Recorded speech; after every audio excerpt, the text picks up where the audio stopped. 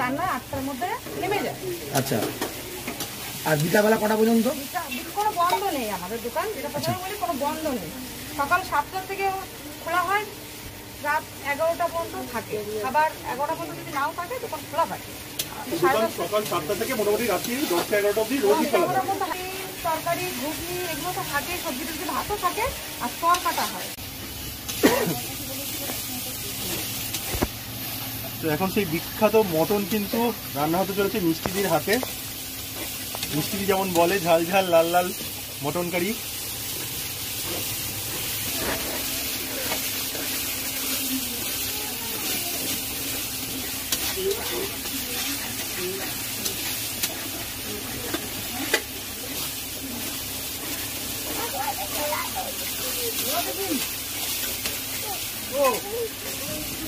এটা কিন্তু সেই লাল লাল